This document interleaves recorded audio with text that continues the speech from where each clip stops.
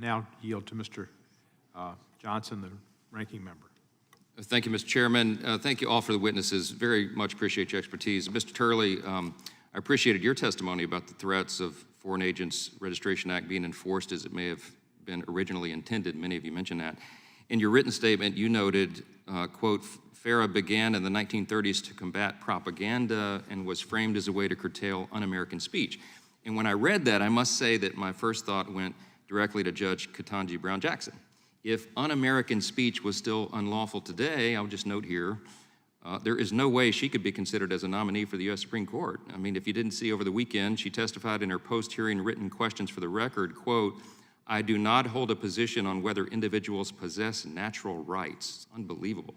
I mean, we can hardly imagine a more un-American position than denying the first self-evident truth of America listed in the Declaration. But I think she's the first SCOTUS nominee to openly hold such a position, but I digress. Okay, Mr. Turley, as I noted earlier, during Special Counsel Robert Mueller's probe, there were at least 5 indictments of conservatives under FARA, and that represents nearly as many FARA prosecutions in just 18 months as there were in the previous 40 years combined. And it would seem these alleged FARA violations were used as either a pretext to investigate those with ties to President Trump, or that FARA charges were used to pressure conservative aides in a bid to find a connection between the Trump campaign and Russia. So no improper connection on the president's part was ever found, obviously, and now everybody knows that was all just a complete sham. But here's the question.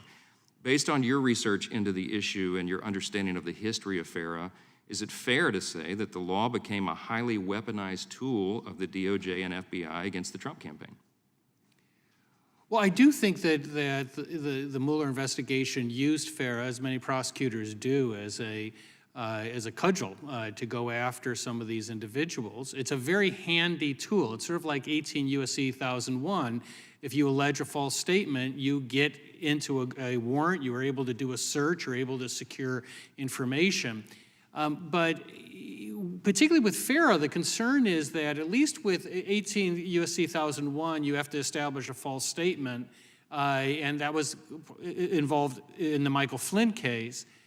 With FARA, these terms are really difficult to track in terms of how they're being interpreted. The Department of Justice itself has withdrawn advisory opinions that, well, at least one critical one, as to the definition of some of these terms.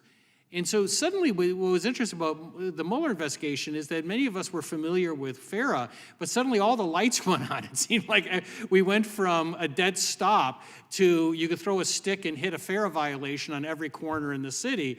And what really should focus the attention of Congress is not necessarily a questioning of Mueller's investigation, but the consistency of the application of the law and why suddenly we had this emphasis placed on the criminalization and the prosecution under FARA.